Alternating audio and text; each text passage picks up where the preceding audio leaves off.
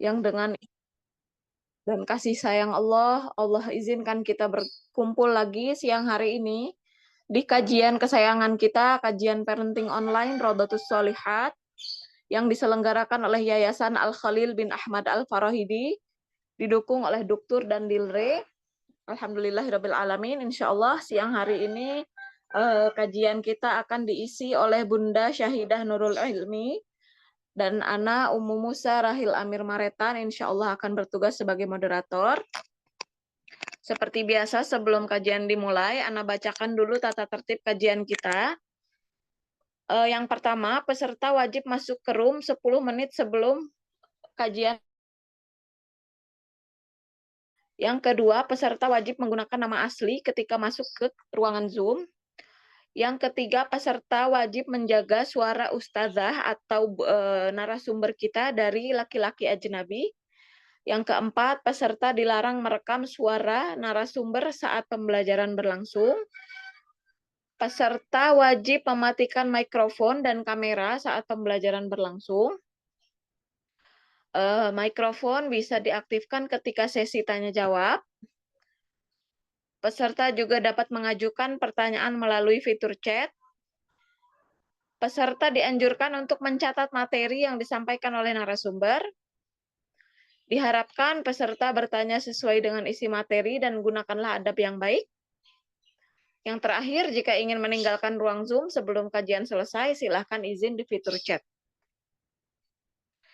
Taib, untuk mempersingkat waktu karena waktunya sudah lebih dari jadwal seharusnya, Ana langsung serahkan kepada Bunda Syahidah Nurul Ilmi. Silahkan Bunda. Nah, Ustazah, terima kasih. Jazakillahu khairan. Suaranya terdengar jelas ya, Ustazah? Naam, jelas Bunda. Yes. Alhamdulillah. Kita langsung mulai aja ya, Ustazah. Naam Bunda, langsung saja dimulai. Sebentar. Ana share screen dulu. Baik. Bismillah.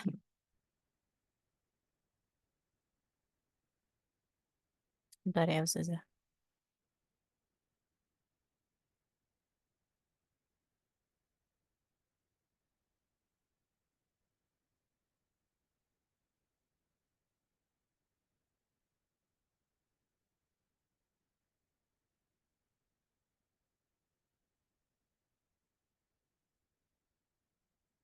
Bismillah.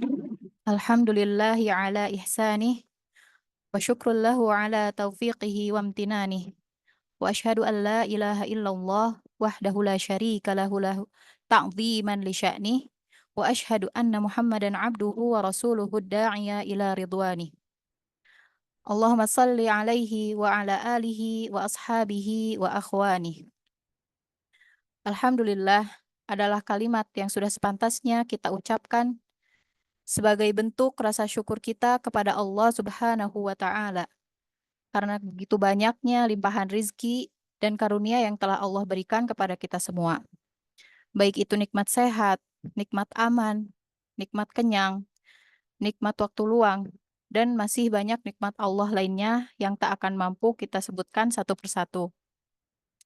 Alhamdulillah, bisa berkumpulnya kita dalam forum ini pun semuanya atas izin Allah dan pertolongan dari Allah semata.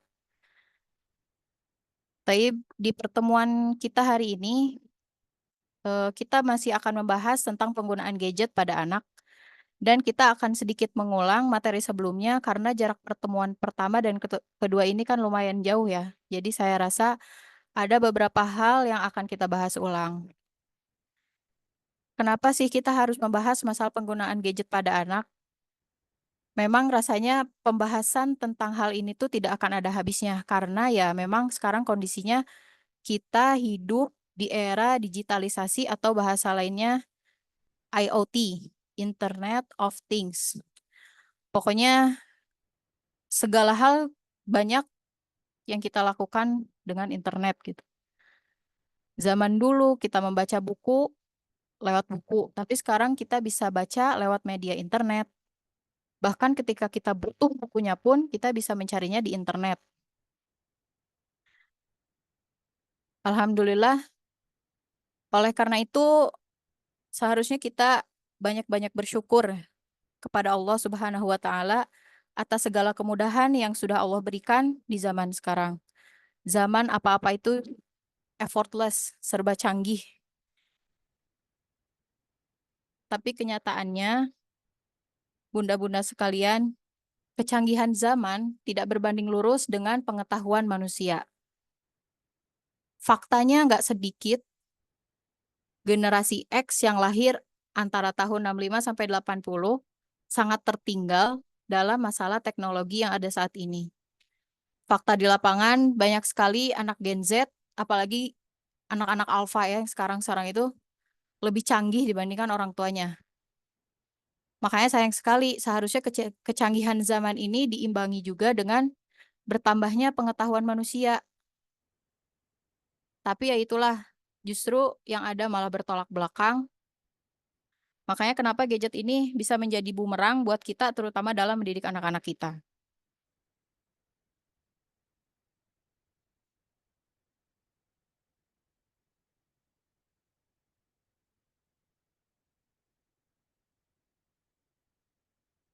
Apa itu gadget?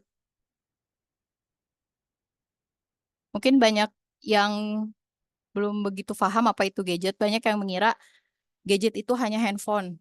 Tapi pada kenyataannya, gadget itu adalah sebutan untuk semua perantai elektronik yang memiliki fungsi praktis. Dan ini semua termasuk ke dalam gadget. Ada handphone, TV, laptop, radio, dan lainnya. Ini termasuk ke dalam kategori gadget. Makanya rasanya kurang tepat jika kita menahan anak-anak kita dari handphone, tapi membebaskan mereka untuk menonton TV atau bahkan laptop.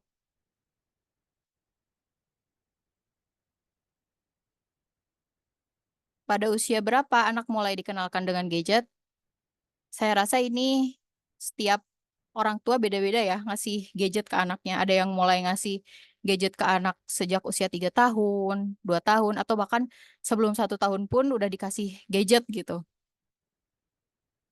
Padahal pada kenyataannya kita tidak perlu buru-buru mengenalkan gadget pada anak. Dan faktanya semakin panjang waktu kita menunda pemberian gadget pada anak, maka akan semakin baik. Karena pada kenyataannya dunia digital itu tidak seaman yang kita bayangkan. Fakta yang paling harus kita ini ya, harus kita perhatikan tuh, dunia digital adalah tempat paling tepat untuk merusak generasi dengan pornografi dan LGBTQ.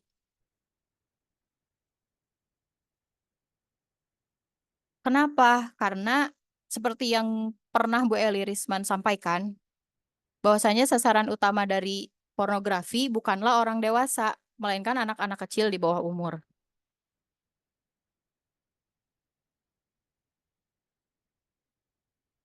Terus anak-anak juga bisa tercemar dengan konten-konten yang tidak baik, itu lewat game, lewat film, bahkan konten yang memang dibuat khusus untuk anak-anak.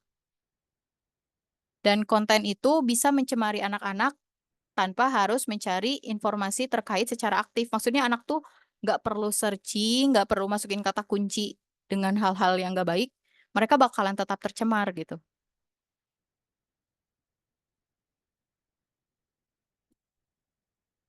Dan beberapa cara, eh sebentar ya, sudah ada kendala dulu.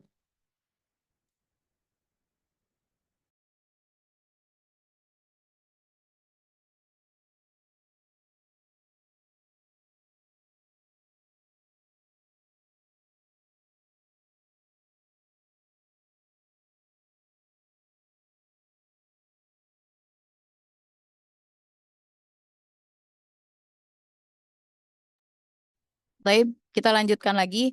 Dan ini ada beberapa cara masuknya pornografi dan konten LGBTQ tanpa harus sengaja mencari secara aktif. Jadi anak gak usah searching, mereka bakalan nyamperin sendiri gitu. Cara yang pertama,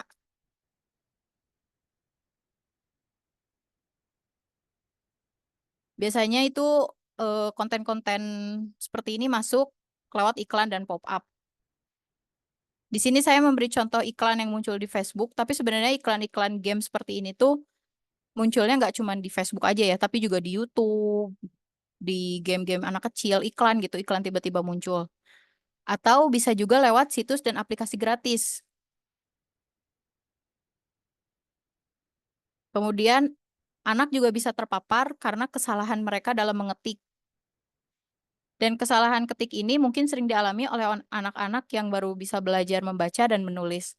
Kalau anak salah nulis di buku, itu masih oke, nggak apa-apa, tinggal dihapus. Tapi kalau di internet atau di YouTube, dia bisa nyasar ke situs dengan konten negatif. Bisa juga dengan tautan di media sosial.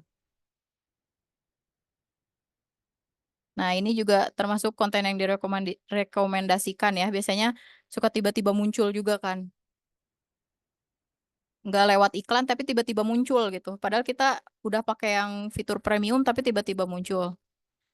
Dan bisa juga pesan berisi tautan dari orang lain.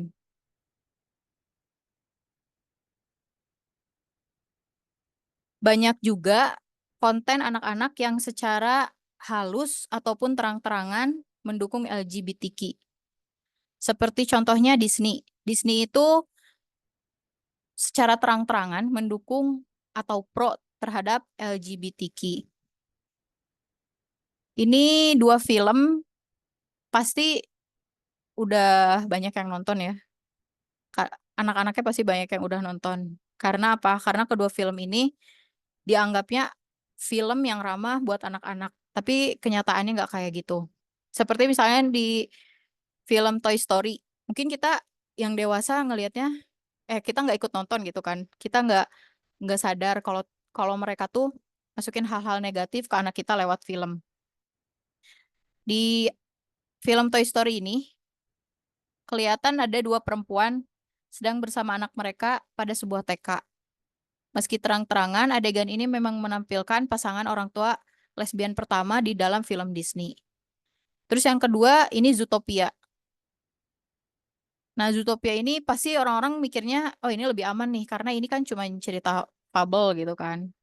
Tapi ternyata sama, di Zootopia juga Disney menampilkan karakter pertama yang gay secara terang-terangan. Nah, ini konten yang secara terang-terangan lainnya.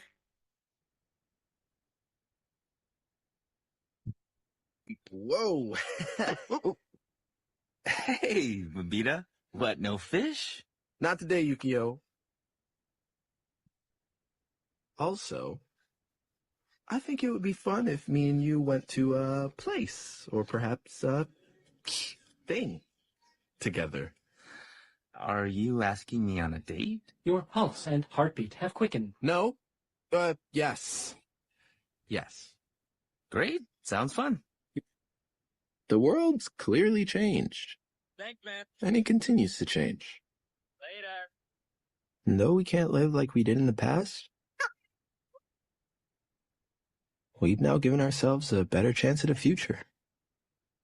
Don't hate us. Anyway, that's my little sib Blake and her girlfriend Ghibli. Sup? They're students at Element City School for the Arts. Yeah, following in mom's wake. Oh, nonsense. I'm just an architect. Nah, contoh video barusan memang kelihatannya menjijikan ya, tapi mudah-mudahan video ini bisa menyadarkan kita semua kalau film anak-anak, terutama yang diproduksi oleh Disney, walaupun nggak semua, tapi memang kebanyakan mereka menyisipkan adegan-adegan yang tidak sepatutnya gitu. Entah itu adegan yang menjurus ke seksual atau yang menjurus ke LGBT itu. Nah, terus kalau misalnya Disney secara terang-terangan, apa ada lagi yang lain? Dan ternyata selain Disney, produser konten anak lainnya juga sekarang udah banyak yang terang-terangan mendukung LGBTQ. Oleh karena itu, jangan pernah merasa tenang kalau anak-anak kita screen time dan mengakses konten anak-anak. Karena ya gitu, kondisinya sekarang tuh segala macam udah disusupi gitu. Saya juga ada satu video lagi yang bisa menjadi contoh kalau konten-konten anak-anak ini disusupi oleh agenda mereka. Main seluncuran, mainannya menyenangkan. Ada kecelakaan, aku jatuh. Aku sedih sekali, rasanya sakit sekali. Tapi papa dan ayahku siap bantu. Katanya. Main seluncuran, Ini kan tadi mainannya. kelihatan ya di sini. Ceritanya orang tua si anak ini tuh bukannya ibu dan bapak, tapi papa dan ayah. Itu jelas terang-terangan banget gitu. Pengen mencemari otak anak-anak kita, pengen memberikan teladan yang tidak baik untuk anak-anak kita. Terus pertanyaannya, kenapa sih kita tuh harus aware terhadap masalah pornografi? Karena ternyata kecanduan pornografi itu lebih berat daripada kecanduan narkoba. Kerusakan otak tersebut sama dengan kerusakan otak pada orang yang mengalami kecelakaan mobil dengan kecepatan sangat tinggi. Dan kerusakan otak yang diserang oleh pornografi adalah prefrontal cortex atau otak bagian depannya manusia. Dan otak ini tuh salah satu bagian yang paling penting karena fungsinya otak ini itu buat mengatur emosi seseorang, untuk memusatkan konsentrasi, memahami dan membedakan benar atau salah, mengendalikan diri, berpikir kritis, semuanya itu menggunakan PFC ini. Makanya kenapa kita harus aware sama masalah pornografi yang masuk ke dalam konten anak-anak kita. Bu Eli Risman sendiri pernah ngasih apa ya julukan buat konten-konten ini dengan sebutan narkolema. Narkolema itu maksudnya narkoba lewat mata. Karena apa? Karena efeknya ya sama aja kayak seseorang yang menggunakan narkoba. Dan fakta lagi, bahwasanya 90% remaja di Indonesia sudah terpapar oleh pornografi. Ini berita-berita yang dirilis sejak tahun 2014. Kebayang ya 2014 itu mungkin nggak sebanyak sekarang gitu. Orang-orang punya akses buat menjelajah di internet, di YouTube gitu. Dan bayangin sekarang gimana kondisinya. Saya juga jadi ingat sama ceritanya Bu Eli Risman. Kita tahu ya semua kalau Bu Eli Risman itu seorang pakar psikologi anak dan keluarga. Beliau itu pernah menyampaikan sebuah cerita pengalaman beliau tahun 2017. Pada tahun itu beliau melakukan riset bersama timnya dan risetnya beliau itu didanai oleh Menteri PPPA. PPPA itu Pemberdayaan Perempuan dan Perlindungan Anak. Judul penelitian beliau adalah Studi Komparasi Aktivitas, Struktur dan Fungsi otak serta perilaku seksual pada remaja adiksi dan non-adiksi pornografi. Beliau mengumpulkan anak-anak yang adiksi terhadap pornografi dan anak-anak yang non-adiksi, artinya anak-anak yang belum kecanduan gitu. Dan ternyata beliau cerita di situ. Pada tahun 2017 pun beliau merasa kesulitan, merasa ya Allah susah banget nyari anak-anak yang belum terkontaminasi oleh hal-hal yang berbau pornografi. Ini hal yang mengerikan menurut saya, karena persentase anak yang terpapar pornografi itu nggak kecil. 90% itu sangat besar tentunya. Padahal paparan pornografi itu awalnya memang kadang nggak disengaja, yaitu masuknya lewat iklan, lewat tautan yang nggak sengaja diklik sama anak-anak, atau rekomendasi dari temennya, atau tiba-tiba muncul, walaupun kita udah pakai yang premium gitu kan, videonya tiba-tiba muncul gitu. Dan yang awalnya nggak sengaja itu biasanya berlanjut jadi ketagihan dan kecanduan. Sekarang kita udah sering ya nemuin di berita-berita kasus anak yang diruda paksa oleh anak lainnya. Jadi pelaku ruda paksa itu bukan cuman orang dewasa lagi. Kalau dulu kan anak diruda paksa oleh bapak-bapak gitu. Kalau sekarang tuh anak TK diruda paksa oleh anak SD. Itu tuh mengerikan banget gitu. anak-anak SD yang mungkin mereka tuh sebenarnya belum balik loh gitu. Anak-anak kelas 1, anak-anak kelas 2 itu belum balik. Tapi mereka udah tahu hal-hal kayak gitu. Bahkan kejadian tahun kemarin itu pengalaman dari tempat tinggalnya mertua saya. Ibu mertua saya itu cerita kalau ada anak tetangganya yang jadi korban ruda paksa, anaknya itu TK perempuan. Dan pelakunya itu anak kelas 2 SD yang sekolah di SDIT. Coba bayangin, orang-orang pasti nggak akan nyangka ini anak sekolahnya di SDIT, tapi kok bisa kepikiran kayak gitu gitu. Banyak orang nggak nyangka, tapi ketika anaknya ditanya, ditanya gitu sama polisi, diwawancara segala macam tuh, ya mengakui iya dia memang melakukan hal itu dan dia tuh ngertinya hal itu tuh boleh gitu. Itu mengerikan ya, karena ya ancaman kita tuh sekarang bukan cuman orang dewasa, tapi anak-anak pun bisa menjadi ancaman buat anak kita gitu. Nah ini eh, gambaran hasil MRI otak yang terpapar oleh pornografi. Foto pertama ini adalah gambaran normalnya otak manusia. Yang kedua ini gambaran otak yang rusak karena narkoba. Dan yang ketiga ini gambaran otak yang rusak karena konten pornografi. Kita lihat di sini kerusakannya lebih parah ini ya, malahan. Lebih parah gambaran otak yang ketiga. Nah, sekarang kalau ada yang nanya, jadi sebenarnya anak-anak itu boleh nggak sih main gadget? Jujur, sebenarnya sebaik-baik ya nggak usah dikasih sih. Cuman di zaman sekarang tuh pertanyaannya udah bukan boleh atau enggak, tapi kita bisa nggak nih mengarahkan anak mau kayak gimana main gadgetnya gitu. Karena ya emang udah zamannya, udah beda ya zaman tahun 90-an sama tahun sekarang tuh udah beda banget. Kita udah anak aja dari pengalaman pribadi bisa apa ya, nggak ngasih gadget ke anak pertama itu sampai usia dia 3 tahun. 3 tahun Anda bisa menahan dia buat nggak kenal gadget. Anak-anak lahir tahun 2016 dan dia baru tahu film itu screen time ketika dia usia 3 tahun ke atas. Tapi anak kedua anak itu yang lahir tahun 2020 kenal sama gadgetnya tuh lebih lebih duluan. Dia umur 2 tahun setengah udah tahu yang namanya screen time. Padahal itu kakaknya itu udah diusahakan gitu ya. Ketika dia dapet jatah screen time, dia eh, nontonnya tuh di tempat lain sama abatinya gitu di kamarnya dan adiknya sama saya.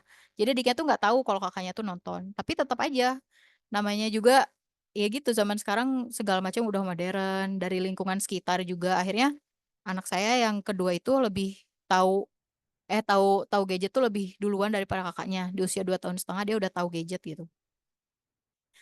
Nah, jadi jawabannya boleh enggak? Ya jawabannya boleh. Tapi banyak hal yang harus kita perhatikan. Yang pertama itu perhatikan usia anak. Karena beda usia, beda juga batasan durasi yang dianjurkan. Terus yang kedua, kontennya itu harus yang sesuai dan tidak melanggar syariat. Kenapa harus apa ini juga concern juga sama masalah konten yang tidak melanggar syariat? Karena membiasakan anak tidak menyelisihi apa yang Allah larang itu ya harus dari dini gitu. Termasuk dalam urusan main gadget ini. Terus yang ketiga, awasi dan temani anak saat screen time. Mengawasi dan menemani anak saat screen time itu bukan anjuran lagi, tapi memang harus. Itu wajib.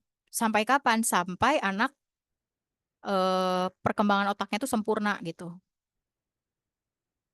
Terus yang keempat, jangan sampai berlebihan.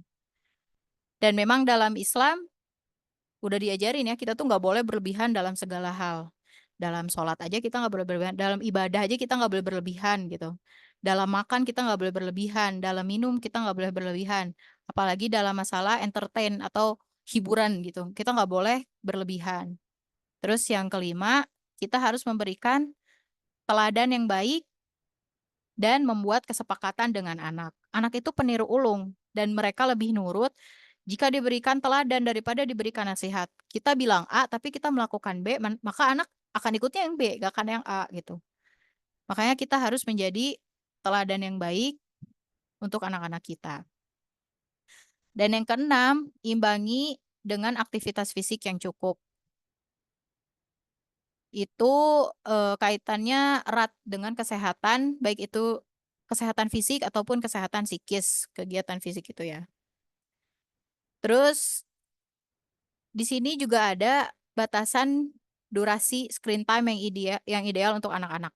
Batasan ini tuh nggak wajib, maksudnya nggak wajib anak itu nonton sehari sekian waktu gitu. Tapi ini batasan maksimal ya. Jadi kalau anak itu nggak nonton sehari sejam ya nggak apa-apa gitu. Bahkan itu lebih baik gitu.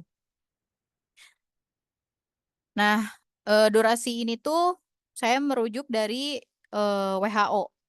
Jadi anak di bawah usia 24 bulan sangat tidak direkomendasikan untuk melakukan screen time. Seperti nonton gitu.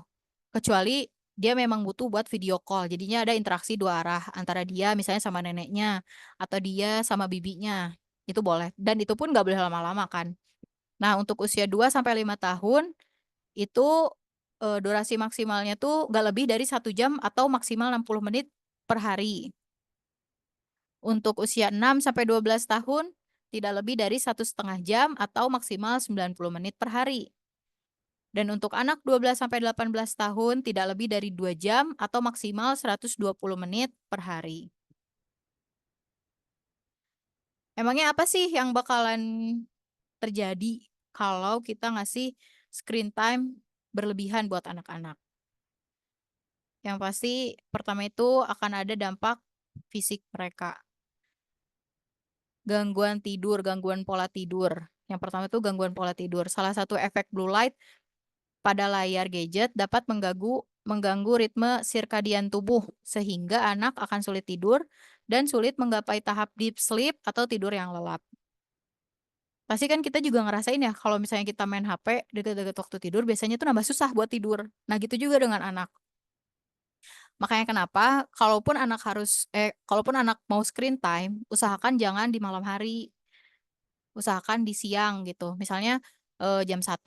Itu kan dia tidur siang biasanya kalau anak-anak tidur siang biasanya sebelum zuhur gitu ya. Nanti jam 1 baru boleh nonton. Terus yang kedua, masalah penglihatan. Menatap layar yang memancarkan blue light juga menyebabkan digital eye strain. Digital eye strain. Digital eye strain itu kelelahan mata digital. Jadi kondisi yang terjadi ketika mata kita merasa gak nyaman setelah terlalu lama melihat layar. Seperti lihat komputer, lihat HP, atau lihat tablet gitu kan. Biasanya ada gejala-gejalanya juga kalau kita kena digital eye strain itu ya.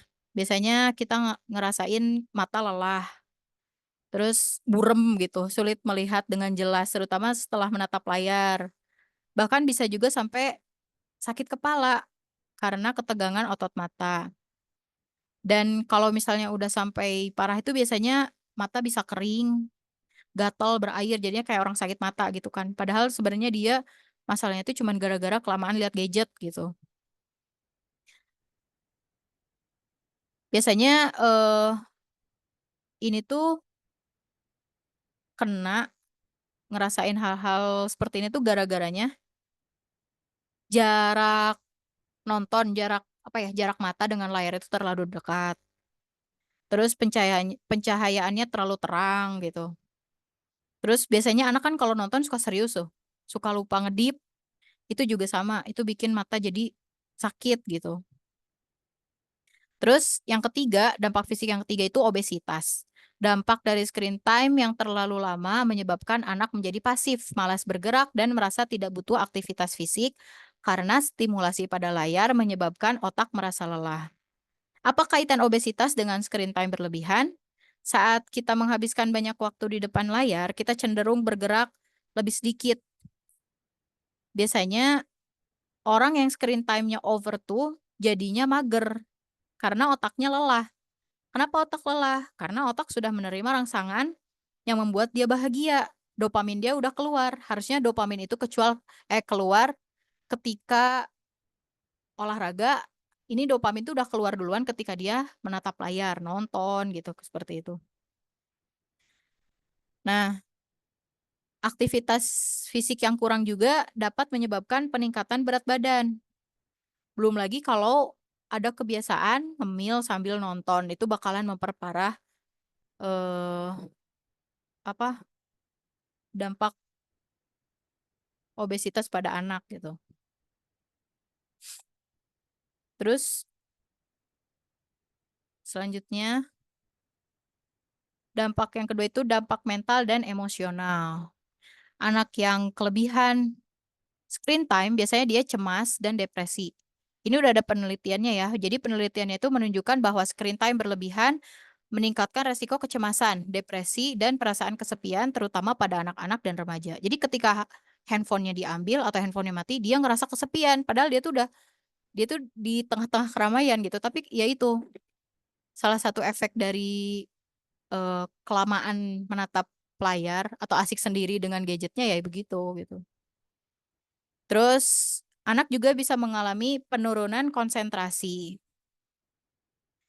Seringkali tontonan anak menampilkan informasi, gambar, dan animasi yang bergerak cepat. Stimulasi visual yang intens dapat membuat otak overstimulasi. Lalu ketergantungan atau kecanduan gadget, penggunaan gadget secara berlebihan juga membuat anak kecanduan, sulit melepaskan diri dari layar dan akan merasa cemas jika tidak memegang tablet. Kemudian ada juga dampak perkembangan sosial, penurunan keterampilan sosial, kesulitan berkomunikasi. Dan ada satu pertanyaan tentang ini. Apakah speech delay atau late talker itu dipengaruhi oleh screen time? Apakah ini mitos atau fakta? Banyak orang yang mikir, itu mah mitos gitu, nggak mungkin lah cuman gara-gara nonton. Padahal kan nonton juga anak dengar orang ngomong gitu. Atau anak kan nonton kartun juga itu ngeluarin bahasa, harusnya anak nangkep. Tapi ternyata faktanya speech delay atau late talker itu bisa dipengaruhi karena screen time. Apalagi kalau kita memberikan gadget pada anak di bawah usia 2 tahun. Dan lebih parah lagi kalau durasinya lama. Itu akan memberikan dampak anak terlambat berbicara. Tentang late talker atau speech delay itu ada bedanya ya. Jadi kalau late talkers itu istilah yang digunakan ketika anak berusia 18 sampai 30 bulan tidak menunjukkan kemampuan bicara sebagaimana usianya. Jadi harusnya misal udah bisa bilang, "Mama mau makan," tapi ini belum bisa gitu.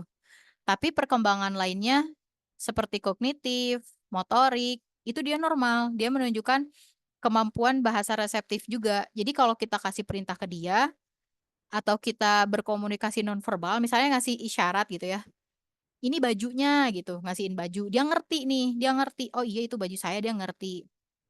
Dan biasanya nanti dia bisa sih ngejar keterlambatannya dia. Walaupun dia jadinya ya telat gitu kan. Nah beda sama speech delay. Kalau speech delay itu kondisinya lebih berat.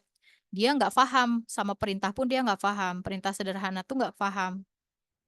Usia 2 tahun biasanya kan anak udah ngerti ya perintah sederhana, terus udah bisa juga menyusun kalimat sederhana, pastilah. Apalagi kalau yang perkembangan bahasanya bagus, biasanya dia udah bisa cerita walaupun masih masih gimana ya, masih balelol gitu. Nah, kalau misalnya anak yang late talker atau speech delay itu biasanya dia nggak bisa. Dan anak yang speech delay itu biasanya eh nggak pakai bahasa isyarat juga. Nggak bisa nunjuk, misalnya dia pengen minum, dia tuh nggak bisa nunjuk nunjuk air minum gitu, dia nggak, dia cuman ya gitu, biasanya lebih sering tantrum sih anak-anak yang speech delay itu. Terus dia juga nggak bisa dadah-dadah pas usia dia 12 bulan atau 1 tahun.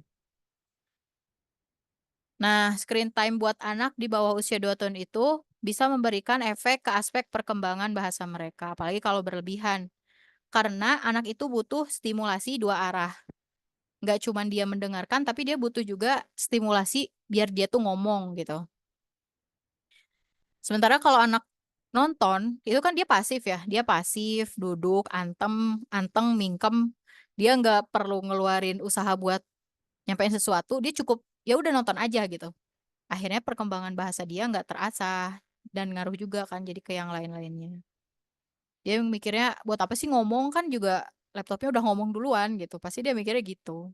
Dia merasanya aku nggak butuh bicara gitu. Beda sama kalau kita yang ngajak ngobrol, walaupun eh sederhana gitu ya, kita membacakan cerita nih ke anak. Itu kan pasti dia pengen merespon gitu.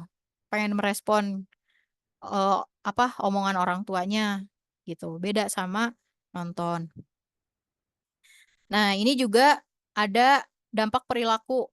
Biasanya agresif, terutama bagi anak-anak yang terpapar oleh konten kekerasan dalam konten video atau game. Biasanya tuh yang game tuh yang parah banget tuh anak-anak yang main game apa sih yang berantem-beranteman kayak gitu biasanya parah sih. Jadi agresif gitu. Ke adiknya dia jadi agresif, ke temennya dia jadi agresif. Karena ada pengalaman ya anak orang lain sebenarnya. Cuman dia agresif ke anak saya gitu. Ketika saya perhatiin gitu, ini anak kenapa ya? Padahal kayaknya seumuran deh, tapi kok agresif banget. Setelah dia melakukan penyerangan gitu ke anak-anak kan, dia dikasih game sama ibunya. Oh, berarti emang udah tau lah itu sumber dia tahu kekerasan fisik itu dari mana gitu, dari game yang dia mainin. Ini ada contoh video anak yang agresif gara-gara kalah main game.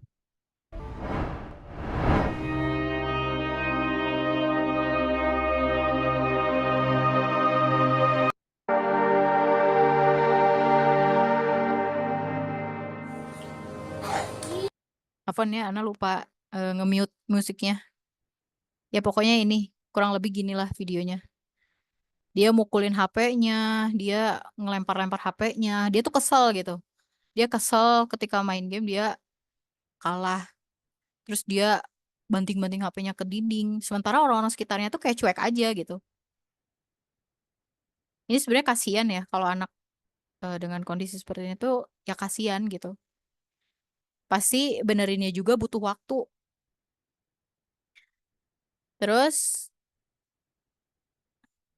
kita lanjut ke dampak perilaku. Biasanya kalau anak udah kelamaan screen time, kreativitasnya dia tuh berkurang. Karena screen time berlebihan itu dapat mengurangi waktu anak untuk bermain secara kreatif. Yaitu, jadi anak ya udahlah pokoknya mah nonton aja gitu. Orang seru kok nonton, dia nggak usah coba bikin apa juga dia udah puas gitu. Makanya anak akan berkurang kreativitasnya kalau keseringan screen time atau screen time berlebihan. Dan ini yang pengen saya sampaikan ya, sebisa mungkin hindari game online. Kalau mau ngasih screen time ke anak, cukup nonton aja. Memang sih sebenarnya game itu ada manfaatnya. Cuman kalau saya merasa madorotnya lebih besar dibanding manfaatnya gitu. Apalagi main game itu, game online ya khususnya, memiliki peluang kecanduan yang lebih besar. Karena kan dia ngerasa ngerasa ih pengen menang ih gitu. Atau ih pengen lebih baik dari temennya gitu. Pengen mencapai level tertentu. Makanya dia bakalan lebih lebih berusaha main game dan lebih lama gitu waktunya. Dan biasanya game online itu lebih sulit buat dikontrol. Begitu. Terus yang ketiga, konten-konten pornografi itu lebih banyak masuk lewat game. Entah itu tokohnya atau itu ya pernah lihat tuh apa ya. Jadi orang review game gitu ya kalau nggak salah. Dan si reviewernya tuh perempuan yang pakai baju kayak gitu gitu, yang seksi-seksi. Dan penontonnya tuh anak-anak. Makanya konten pornografi itu lebih banyak masuk lewat media game ini. Nah, kita harus merhatiin tentang ini ya, konten yang sesuai dan tidak menyelisihi syariat.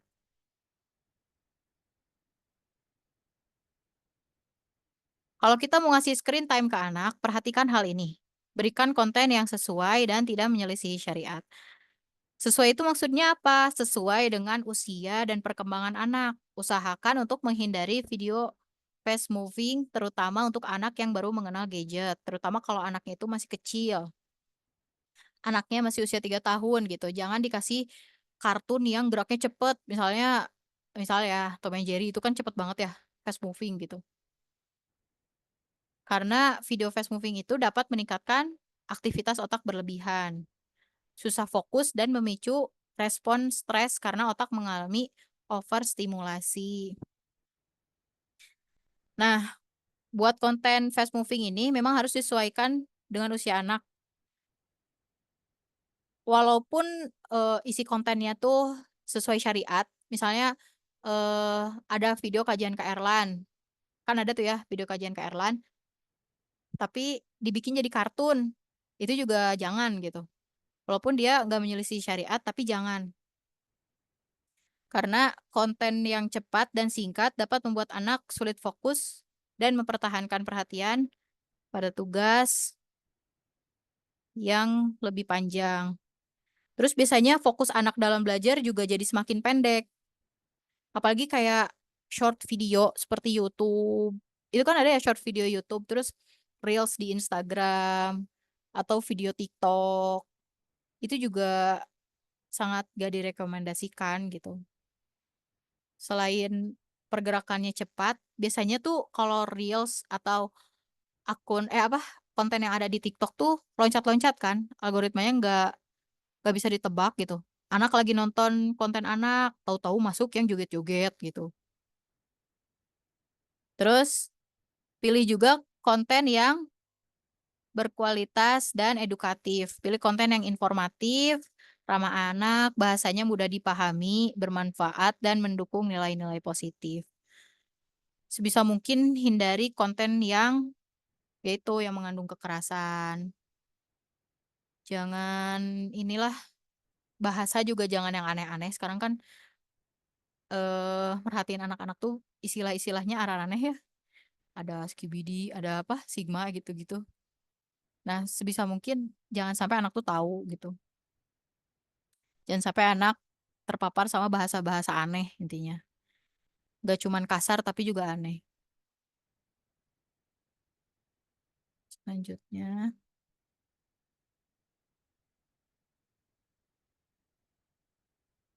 Nah, selanjutnya eh, kon- tidak mengandung unsur sensitif dan kekerasan seperti yang tadi udah saya sebutkan ya. Pastikan konten tidak mengandung kekerasan, baik kekerasan fisik ataupun verbal, tidak mengandung unsur seksual, serta hal-hal yang tidak layak. Bebas dari iklan yang tidak sesuai. Seringkali orang tua sudah memilah dan memilih konten yang boleh dikonsumsi oleh anak, tapi ternyata hal negatif masuk ke layar tanpa disadari lewat iklan. Kalau ini sih memang agak susah, makanya kenapa anak tuh harus dipantau, ditemenin gitu. Apalagi kalau yang masih kecil-kecil itu harus banget ditemenin. Biar apa kalau misalnya muncul iklan gitu, seenggaknya kita bisa nutupin gitu dari mereka. Atau skip, pijit skip. Soalnya kan kalau anak 2 tahun kayaknya rada susah ya, disuruh skip, skip, skip. Kayaknya susah gitu. Makanya lebih baik ditemenin aja.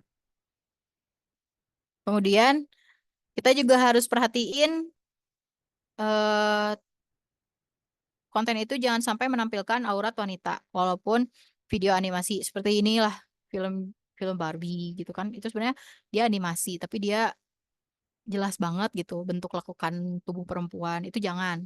Walaupun anak kita perempuan sebisa mungkin jangan, karena dia bakalan mencontoh, dia bakal mikir, oh pakaian kayak gitu tuh bagus gitu, dia pengen jadi kayak Barbie, pengen pakai baju yang mini kayak gitu-gitu.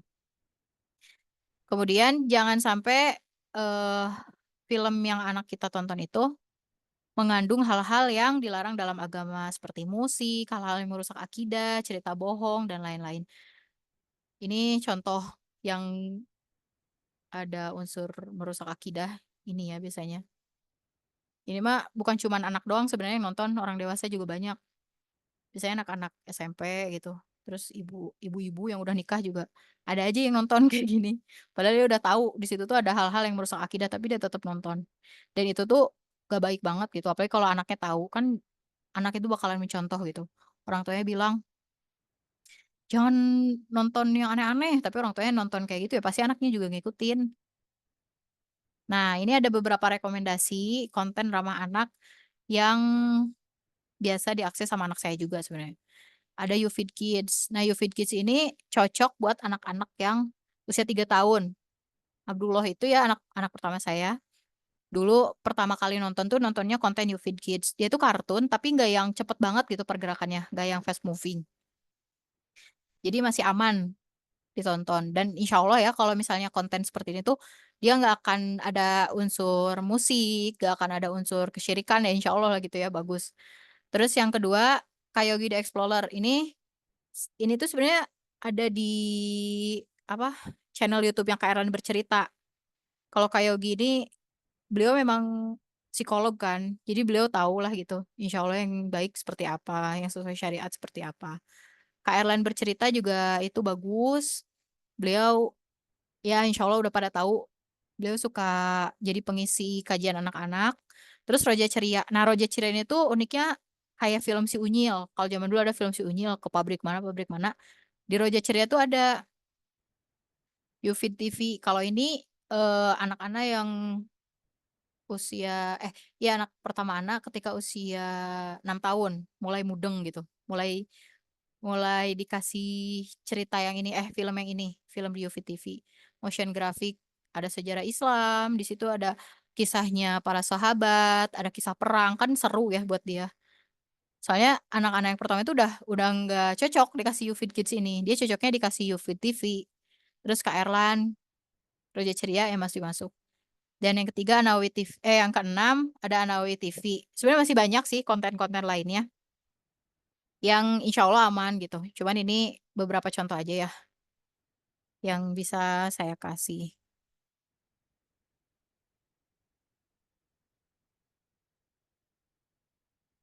Oh iya, tadi kan saya lupa yang ini. Walaupun kita bicara tentang musik ya, walaupun kan katanya ada perbedaan pendapat tuh tentang musik, tapi saya tuh mengikuti pendapat terkuat bahwasanya musik itu ya haram gitu. Makanya itu karena musik itu haram, makanya saya berusaha menghindari hal itu termasuk dari tontonan anak-anak. Karena ya saya ingin anak saya patuh gitu kan ya sama apa yang udah Allah bolehkan dan menghindari apa yang Allah larang. Makanya dari hal ini pun saya perhatiin. Dan saya tuh selalu ingat sama perkataannya Ibnul Qayyim Al-Jauziyah rahimahullah taala bahwasannya beliau menjelaskan Al-Qur'an dan musik itu tidak akan bersatu. Beliau berkata, cinta Al-Qur'an dan cinta melodi nyanyian tidak akan berkumpul di hati seorang hamba. Bahkan diibaratkan seperti air dan minyak gitu. Kan gak mungkin ya berkumpul bersatu di satu gelas. Pasti mereka berpisah, minyaknya di atas, airnya di bawah gitu. Sama seperti nyanyian. Terus ke slide selanjutnya ini, kenapa kita harus mengawasi anak saat sedang menggunakan gadget? Mengawasi di sini bukan berarti kita harus melototin apa yang dia lakukan, tapi kita ada di dekat dia saat dia screen time. Kalau pas jatah dia screen time bertepatan dengan jadwal masak, ya udah kita ajak anak kita nontonnya di dapur. Kamu duduk ya di kursi gitu. Nanti kalau nonton deket sini aja, jadi Umay masih bisa ngeliat. Kalau misalnya biasanya tuh kalau anak lagi nyetrika, dia jadwal screen time gitu. Ya udah kamu duduk di sini ya deket Umay gitu, biar Umay bisa tetap mantau gitu. Nah, kenapa eh kenapa kita harus mengawasi anak-anak kita? Karena berdasarkan penelitian, otak manusia itu baru sempurna perkembangannya saat berusia 20 tahunan. Ada yang bilang 21, ada yang bilang 25 gitu. Berdasarkan penelitian yang pernah saya baca juga di website resmi punyanya pemerintah Amerika, nama webnya tuh National Center for Biotechnology Information. Dia bagian dari Perpustakaan Kedokteran Nasional Amerika. Di situ dijelaskan bahwasanya otak manusia itu baru sempurna ketika usianya mencapai 21 sampai 25 tahun. Dan di usia 25 tahun lah perkembangan prefrontal cortex manusia selesai. Dan prefrontal cortex itu otak yang fungsinya banyak banget. Untuk merencanakan sesuatu kita pakai PFC. Membuat keputusan, memecahkan masalah, mengontrol diri, mengingat instruksi, menimbang konsekuensi, dan lain-lain itu pakainya PFC itu. Sebentar ya, belum selesai. Sama abati dulu. Nanti sama abati dulu. Jadi, kalau sekarang anak kita usianya baru 3 tahun, perkembangan otaknya juga itu masih jauh banget dari kata sempurna. Dia daya nalarnya, kemampuan membedakan mana yang baik dan mana yang buruk juga belum bisa. Terus kita mau kasih HP gitu aja, dan kita kasih fasilitas internet berlangganan, terus kita nggak ngawasin dia, kira-kira bakalan kayak gimana gitu. Pasti dia bakalan ngikutin apa yang ada. Kalau dia kesusupan konten-konten pornografi, ya udah dia bakalan ngikutin gitu. Makanya itulah pentingnya mengawasi anak dan mendampingi anak ketika bermain gadget.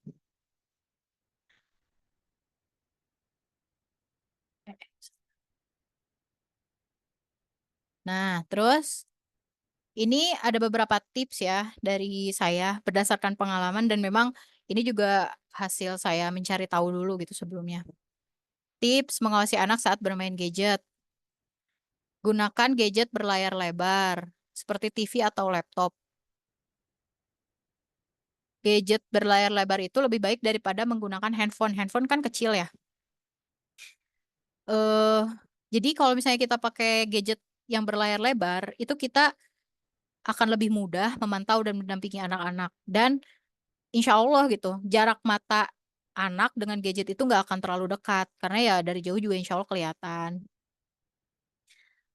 Terus, jadikan screen time untuk quality time. Nonton bareng gitu. Nanti kalau misalnya jadwal anak screen time, kita nobar yuk, nobar yang tadi UFIT motion graphic gitu, nonton bareng. Terus jangan izinkan anak bermain gadget saat sendirian. Kalau misalnya kita lagi nggak ada sama mereka, ya udah jangan dikasih dulu jatah screen time. Lebih baik kita menunda daripada anak kita nonton atau ya berselancar di internet sendirian. Terus yang keempat, evaluasi dan diskusi. Segala sesuatu itu harus dievaluasi dan didiskusikan, termasuk dalam masalah gadget ini. Nah, di diskusi ini kita juga bisa membuat kesepakatan dengan anak. Jadi kita gimana ya, biar enak gitu, biar sama-sama enak. Jadi anak juga tahu batasan, kita juga enak kalau negur anak. Anak tuh nggak ngerasa apa sih Umay tiba-tiba nggak boleh, kan Umay nggak pernah bilang. Nah, kalau kita udah evaluasi dan diskusi dan kita membuat kesepakatan, insya Allah anak juga bakalan lebih paham dan lebih gampang untuk diarahkan gitu. Sini ada nih, ada hal-hal yang bisa kita lakukan sebelum membuat kesepakatan dengan anak. Yang pertama, tanamkan nilai takwa pada anak.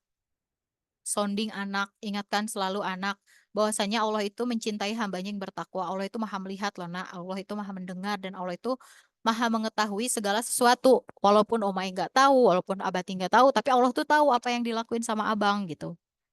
Terus kasih penjelasan sama anak bahwasanya screen time itu hiburan yang boleh kok dilakukan selama tidak berlebih-lebihan dan tidak melanggar apa yang Allah haramkan gitu. Kita kan pengen disayang Allah ya, makanya kita nggak boleh melanggar apa yang Allah udah larang gitu. Kasih anak pengertian bahwasannya penglihatan, pendengaran, dan anggota tubuh lainnya itu hadiah dari Allah, amanah dari Allah, dan kelak akan dimintai pertanggungjawaban.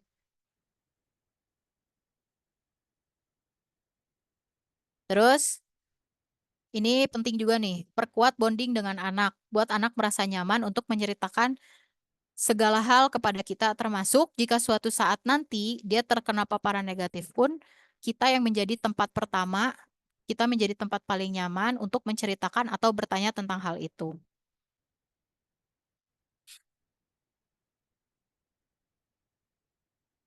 Nanti ya sama Abati dulu. Pokoknya belum selesai. Terus kita pasti tahu ya istilah ini, children see, children do. Jadi daripada kita ngomong panjang lebar, lebih baik kita kasih contoh. Makanya kita harus jadi teladan baik bagi anak-anak, bijaklah dalam menggunakan gadget terutama saat bersama mereka.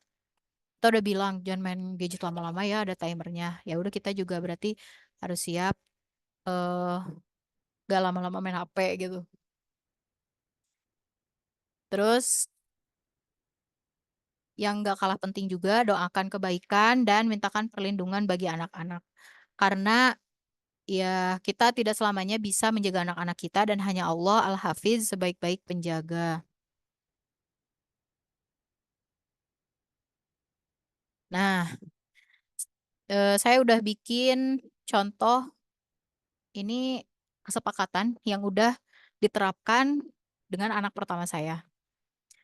Kesepakatan ini tuh pastinya tiap anak beda ya. Kayak anak pertama jatah screen time itu 60 menit. Kan anak kedua beda karena dari usia pun beda. Nomor 1, bermain gadget screen time hanya di weekend atau sepekan 2 kali. Kenapa saya membuat kesepakatan dengan anak waktunya screen time itu di akhir pekan? Karena anak saya tuh yang pertama dia kan homeschooling dan dia tuh memang ada jadwal buka laptop gitu. Tiap harinya tuh ada jadwal buka laptop 1 sampai 2 jam. Dia ikut halako online. Jadi saya rasa ya udahlah cukup gitu. Nggak perlu ada screen time di hari-hari sekolah. Ketika weekday ya udah gitu. Terus yang kedua, durasi maksimal 60 menit dibagi dalam 3 sesi. 2 kali 30 menit atau 3 kali 20 menit. Dan setiap sesinya itu harus ada istirahat minimal 10 menit per sesi. Buat apa? Buat ngasih waktu mata apa ya? Ya biar nggak ini aja, biar nggak kena yang tadi itu. Terus nomor 3, jatah waktu screen time hanya boleh digunakan untuk nonton YouTube, bukan main game. Ini peraturan yang saya buat untuk anak-anak saya. Karena anak saya ya sampai sekarang alhamdulillah belum terpapar game. Jadi ya saya bisa memperlakukan hal ini gitu. Jadi dia kalau kalau screen time biasanya nonton YouTube. Terus yang keempat, channel YouTube yang boleh diakses, saya menentukan. Ada YouFit Kids, YouFit TV, Kak Erlan, Roja. Kalau sport channel biasanya abatinya yang nyariin. Abatinya yang memilih gitu, mana yang cocok buat anak saya yang pertama. Terus dia juga boleh melihat video eksperimen science dan masih banyak yang lainnya. Terus yang kelima, ketika nonton anak tidak boleh mengaktifkan mode silent atau volumenya di level 0. Volume harus diaktifkan. Apalagi kalau itu kondisinya saya nggak bisa ikutan nonton gitu ya. Saya lagi kerjain kerjaan rumah, anak ada di situ dan volume harus ada. Terus yang keenam, screen time hanya boleh dilakukan di tempat yang tidak tertutup dan bisa dipantau oleh orang tua. Jadi nggak boleh tuh anak saya dilarang banget nonton di dalam kamarnya sendiri. Jadi harus ya itu kalau saya lagi masak ya anak saya di dapur gitu. Kalau abatinya ada di ruang tamu berarti nontonnya deket abati gitu. Terus yang ketujuh, boleh screen time jika kewajiban sudah dilakukan.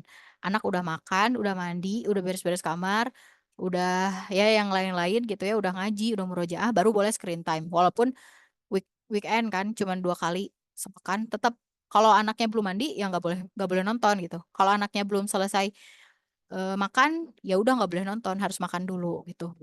Terus yang kedelapan, tidak ada screen time saat acara keluarga atau di tempat umum. Karena menurut saya ya udah waktunya family time, fokus aja gitu kumpul sama keluarga, jangan asik sendiri-sendiri.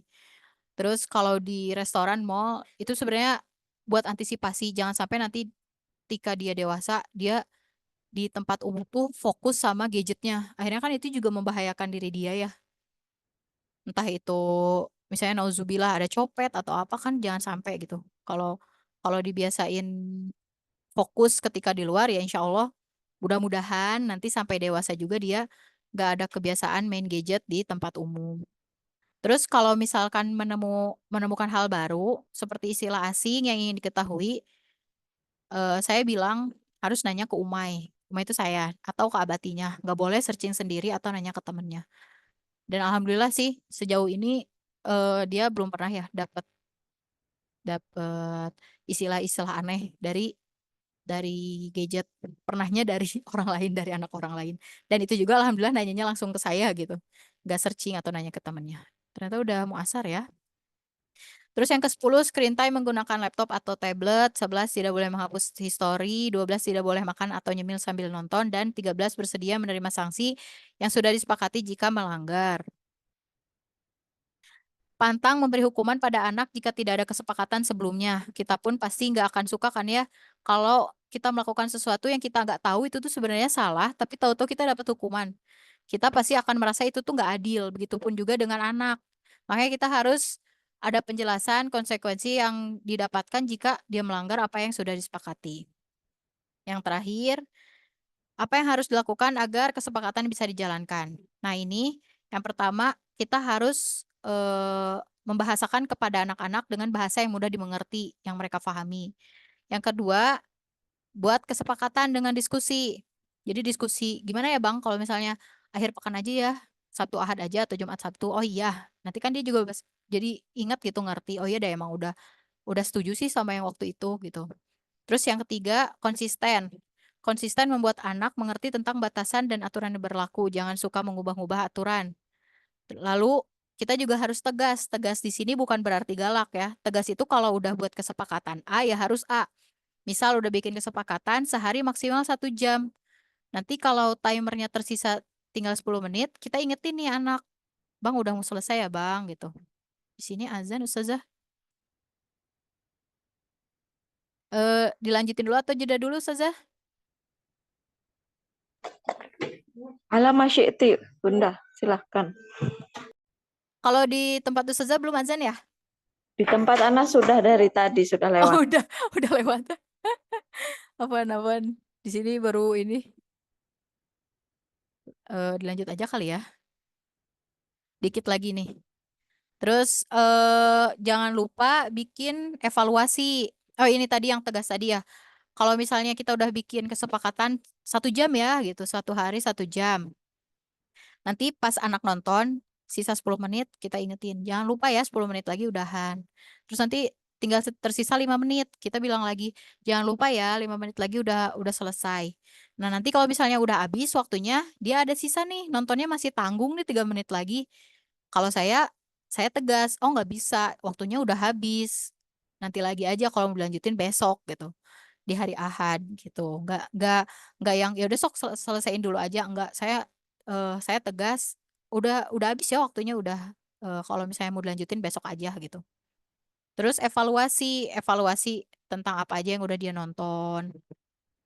Terus apakah dia sudah melakukan screen time sesuai kesepakatan dari waktunya, terus dia nontonnya apa aja yang udah dibolehin, atau dia misal melanggar. Nah, berarti di tahap apresiasi ini kita harus ngasih konsekuensi sesuai yang udah disepakati sebelumnya. Nah, kan kalau dievaluasi, misalnya bagus nih anaknya, oh iya nih dia nontonnya sesuai arahan, sesuai instruksi, sesuai kesepakatan. Kita kasih apresiasi. Bagus nih ya bang, nontonnya kajian doang, misalnya gitu. Gak pakai short ya bang, Masya Allah ya bang, barakallahu fiik, biasanya gitu sih. Terus kalau misalnya melanggar, aduh bang, kenapa bang kelebihan 3 menit? Berarti besok dikuranginnya 6 menit ya. Nah, kalau kalau ngelanggar kelebihan biasanya di hari selanjutnya saya ngurangin durasi waktu 2 kali lipat. Misalnya dia ngelanggarnya 10 menit, berarti hari Ahadnya itu dia dikurangin jatah nonton 20 menit gitu. Dan alhamdulillah karena dia kan juga mikir ya jadinya, aduh banyak banget gitu dikuranginnya. Alhamdulillah sih jadinya tepat terus. Pokoknya kalau timer bunyi kan saya juga denger ya. Ya udah dia langsung nutup gitu, langsung nutup laptopnya. Terus continue di sini maksudnya sounding kesepakatan itu harus berulang-ulang, harus konsisten ya, balik lagi ke tadi kalau konsisten itu nggak cukup sekali gitu. Jadi kita kalau menonton jangan lupa ya Bang, 3 kali 20 menit, istirahatnya 10 menit, jangan lupa ya Bang gitu. Atau Bang jangan lupa ya, kan kemarin udah ngobrol kan kayak gini, kesepakatannya gini gitu. Itu harus diingetin terus sih. Karena ya kita juga kan yang udah dewasa gitu suka lupa, apalagi mereka gitu. Gitu. Udah selesai insya Allah. Buat materinya segini Ustazah. Baik, Masya Allah, jazakillah khairan, Bunda Ilmi. Semoga apa yang disampaikan bisa diterima dengan baik oleh ummahat yang hadir dan bisa menjadi bisa menjadi Allahu Akbar.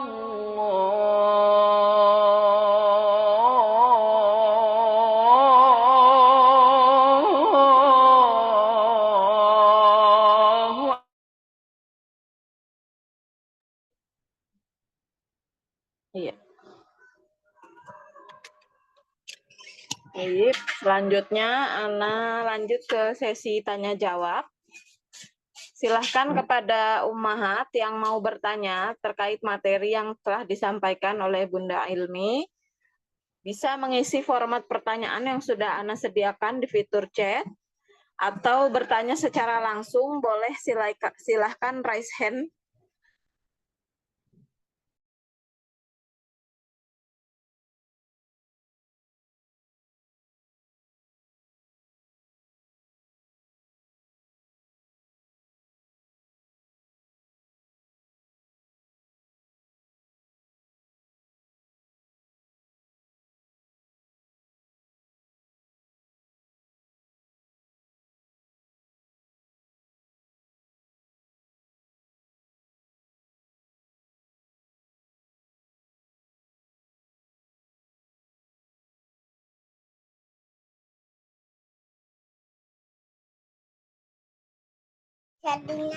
Iya, silahkan ummahat, adakah yang mau bertanya terkait materi yang disampaikan?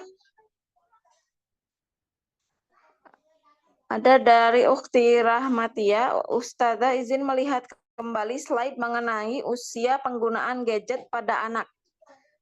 Silahkan Bunda, bisa minta tolong dimunculkan lagi slide tentang usia pengenalan gadget pada anak, penggunaan gadget pada anak. Ya Ustazah, ini suara azannya masuk ke Zoom gak ya? Ya, tapi kecil sih, nggak terlalu. Kecil ya? Iya. Bentar ya. Ada yang minta slide tentang penggunaan gadget pada anak ini, Bunda. Ya, baik. Sebentar.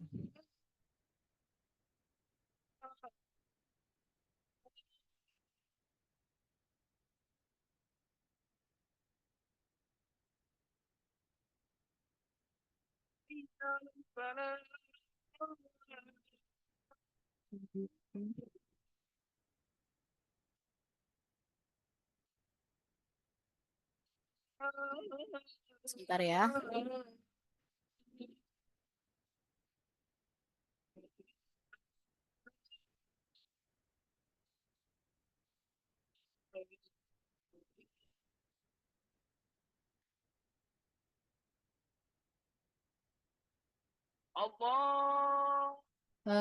Buat yang ini ya, yang ini. Ini batasan durasi screen time yang ideal ya. Ini sumbernya dari WHO. Sebentar Ustazah, di laptop Ana ada suara azannya, nggak bisa dimatiin sebentar.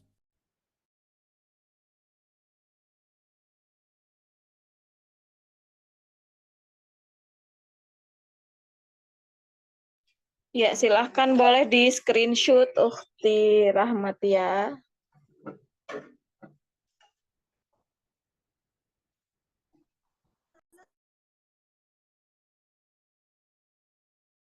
Ya, ini ya.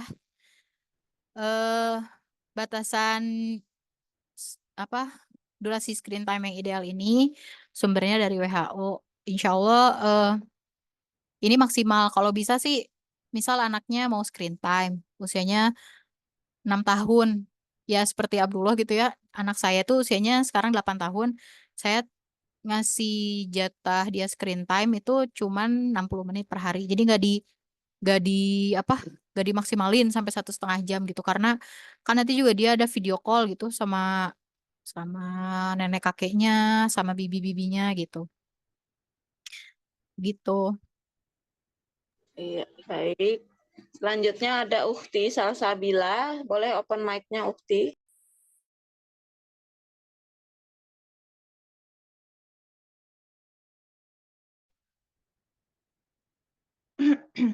Nah, Assalamualaikum Bunda. Waalaikumsalam warahmatullahi, silahkan. Begini, anak saya usia 10 tahun. Gimana ya, karena sudah terlanjur tadi ya, istilahnya dah dengan game itu sudah seperti jatah dia kalau misalnya setiap hari itu dari jam pulang sekolah, saya kasih waktunya 2 jam tuh ya sampai asar misalnya.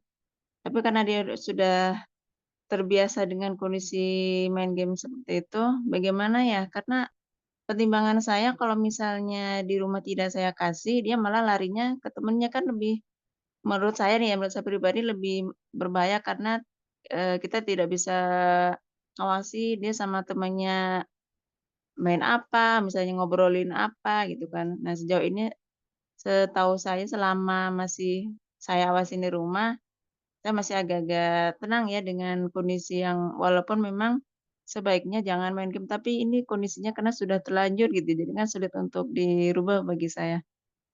Bagaimana menurut Bunda Saidah kalau kondisi seperti ini?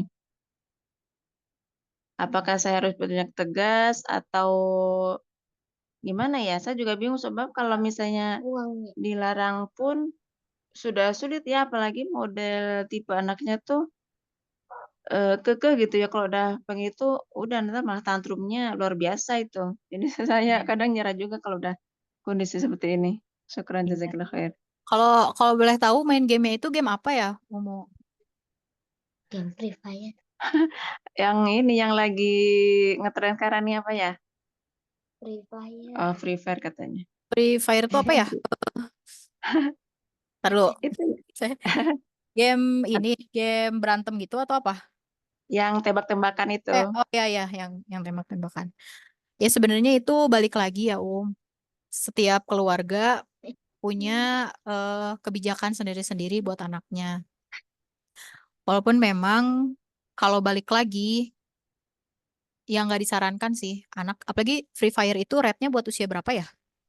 Pasti kan game itu udah ada rate-nya. Lebih baru ya.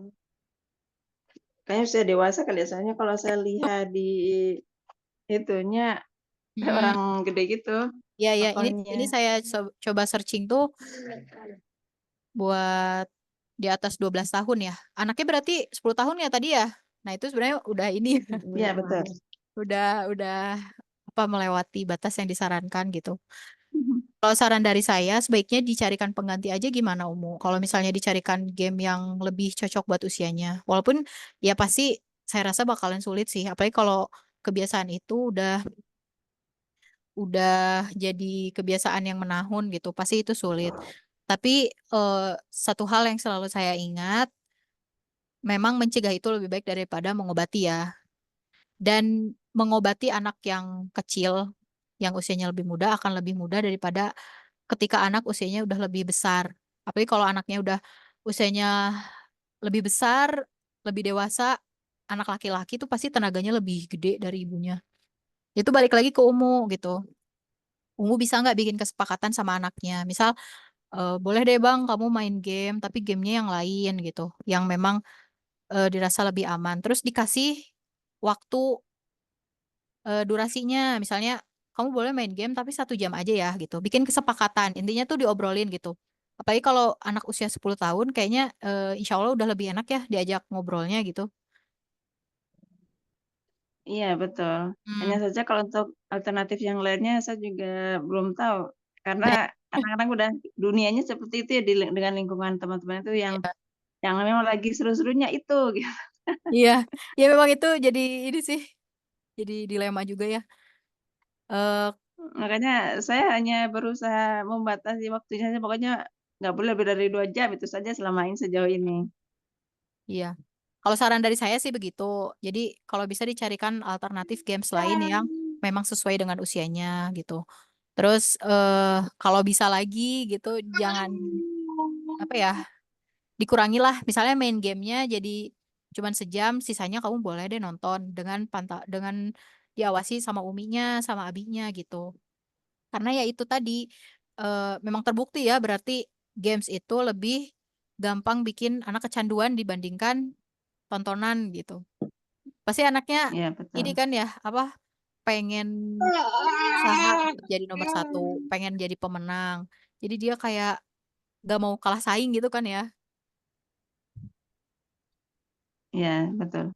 Mm-mm. Kalau kalau saran dari saya cuma bisa itu sih, karena dari pengalaman tadi, Ana belum ada pengalaman kenal yaitu kalau misalnya sekarang dia marah, Ana rasa lebih baik daripada nanti harus apa ngelarang dia pas dia usianya udah lebih besar gitu.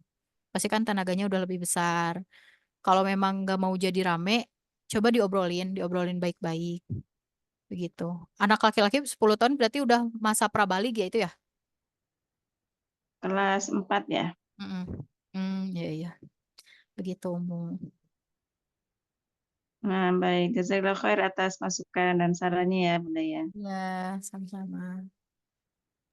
Iya, Tayyib, jazakillah khair, Ukti Salsabila. Selanjutnya anak ke fitur chat, ada pertanyaan dari Bunda Alfianita. Bunda izin tanya, tadi di penelitian yang persentase 90% anak sudah kenal dengan pornografi itu usianya rentang dari berapa sampai berapa ya Bunda? Silakan Bunda.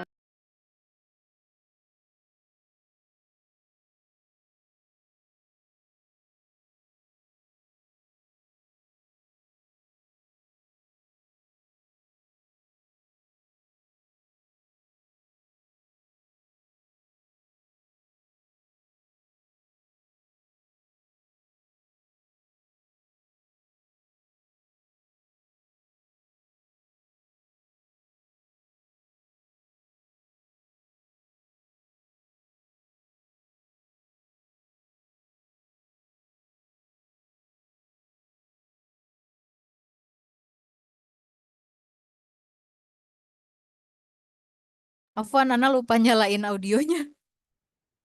eh Kalau dari golongan kategori usia remaja itu dikatakan remaja ketika anak berusia 10 sampai 18 tahun. Kalau 18 tahun ke atas itu remaja apa ya disebutnya?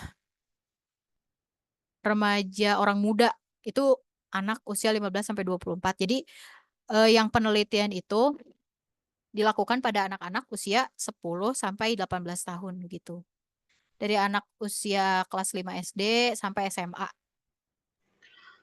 Afwan Bunda, pertanyaannya kayaknya bukan itu deh. Penelitian yang persentase 90% anak sudah kenal dengan pornografi itu usia berapa sampai berapa?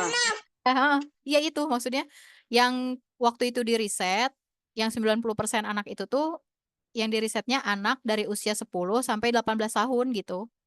Oh, oke. Iya.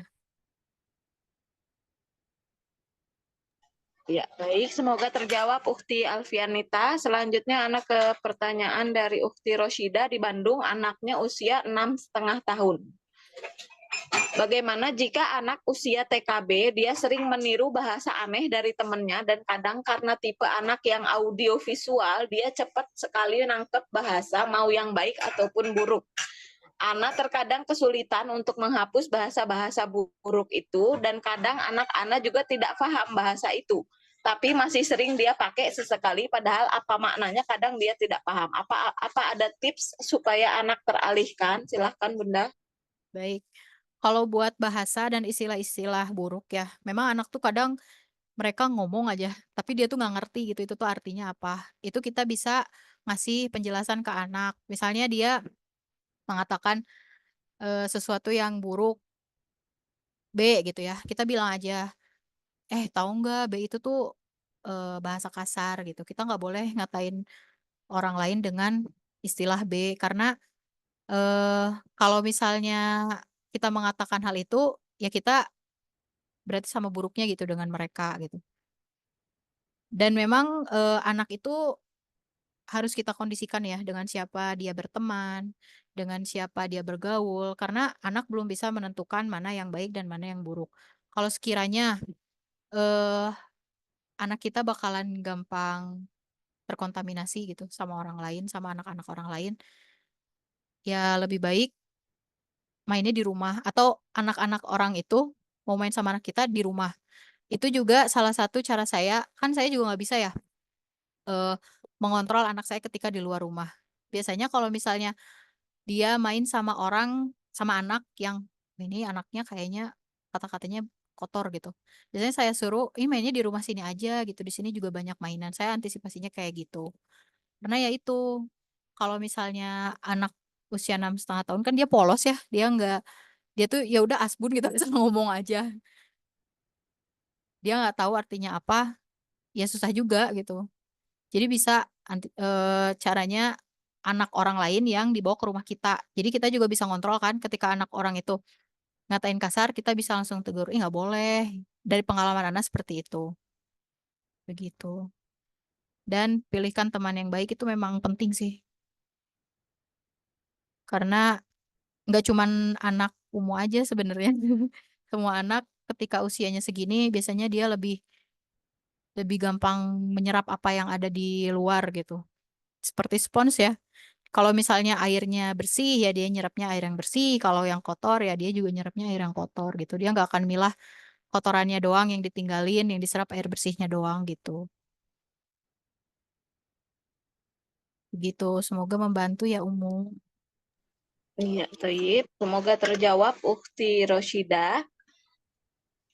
Baik, silahkan Umahat. Mungkin ada lagi yang mau bertanya. Masih ada waktu beberapa menit lagi, silahkan. Boleh raise hand untuk bertanya secara langsung.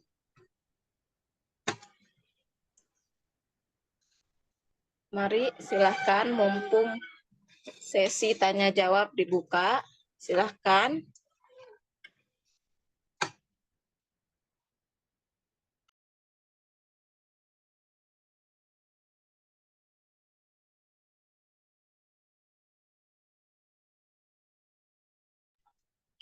Baik. Apakah masih ada yang mau bertanya?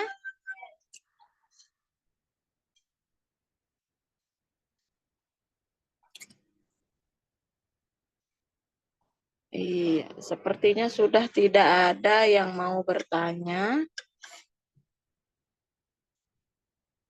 Baik, silahkan Bunda Nita, mungkin ada tambah, Bunda Nita, astagfirullah.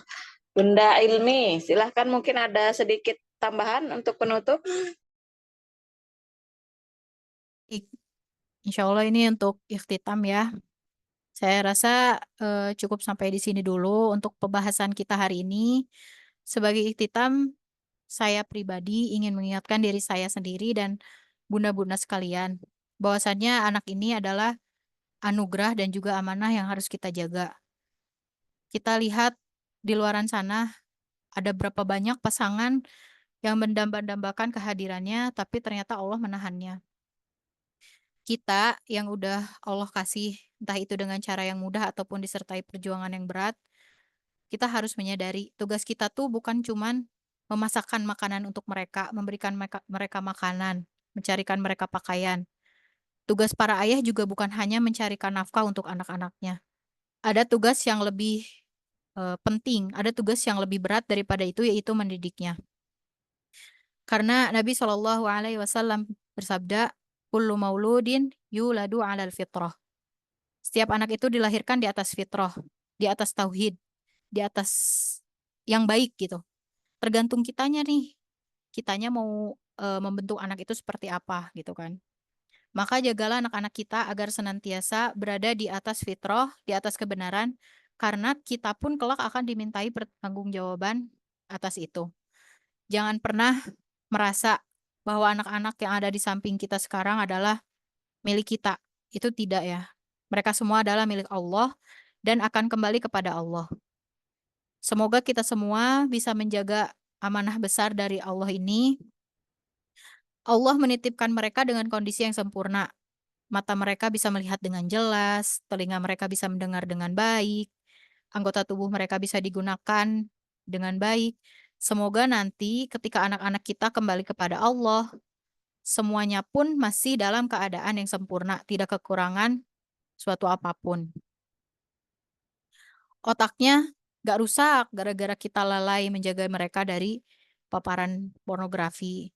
Tubuhnya tetap baik, gak rusak gara-gara hal-hal yang haram. Dan lainnya, jangan sampai kita lalai dan malas mendidik anak-anak kita. Karena saya selalu ingat dengan sebuah pepatah, jika kita tidak siap dengan lelahnya mendidik anak-anak kita, maka ketahuilah ada orang-orang di luar sana yang selalu siap merusak anak-anak kita. Dan saya pun setuju dengan ungkapan itu. Saya juga merasakan bahwa memiliki anak itu bukan sesuatu yang mudah. Membesarkan, membersamai, mendidik anak itu bukan sesuatu yang mudah. Apalagi di zaman sekarang. Tapi kita punya Allah. Doakan selalu anak-anak kita di saat sholat. Semoga Allah menjaga mereka dari segala keburukan. Mintakan hidayah kepada Allah untuk anak-anak kita agar selalu berada di atas kebenaran. Dan jangan lupa maafkanlah segala kesalahan yang mereka perbuat. Karena Nabi SAW pernah bersabda, Ridallahi fi ridal walidain, wa sakhatullahi fi sakhatil walidain. Ridhaan Allah itu tergantung pada keridhaan orang tua. Dan murka Allah itu tergantung pada murka orang tua. Semoga dengan kita memaafkan kesalahan anak-anak kita, Allah pun ridho kepada mereka. Begitu ya. Semoga Allah selalu menjaga anak-anak kita dari segala keburukan yang ada di dunia ini. Mohon maaf jika ada kesalahan penyampaian, ada kekurangan dari pertemuan kita hari ini, karena kesempurnaan hanya milik Allah Ta'ala. Segitu, Ustazah. Iya, baik. Masya Allah. Amin. Ya Rabbal Alamin. Jazakillah khairan Bunda Syahidah Nurul Ilmi atas waktu dan materinya yang sudah diberikan kepada kita semua. Semoga Allah membalas anti dengan pahala dan rahmat dan berkahnya Allah limpahkan kepada anti dan keluarga. Semoga juga ummahat yang hadir di sini bisa menerima materi yang disampaikan dan mengaplikasikannya dalam kehidupan sehari-hari dan mendapatkan pahala atas semangatnya menuntut ilmu hari ini. Semoga Allah selalu memberikan rahmat dan taufiknya agar kita selalu bersemangat untuk menghadiri majelis ilmu. Jazakumullah khairan untuk yang sudah menyempatkan hadir siang hari ini. Sampai ketemu lagi di kajian kita berikutnya dengan narasumber-narasumber kita. Ana mohon maaf jika ada kesalahan dan kekurangan dari Ana sebagai moderator siang hari ini. Ana tutup kajian kita dengan doa kafaratul majlis. Subhanakallahumma wa bihamdika asyhadu an la ilaha illa anta astaghfiruka wa atubu ilaih. Assalamualaikum warahmatullahi wabarakatuh. Waalaikumsalam warahmatullahi wabarakatuh. Waalaikumsalam warahmatullahi wabarakatuh. Jazakillahu khairan, Ustazah. Wa iyyaki. Jazakallahu khair.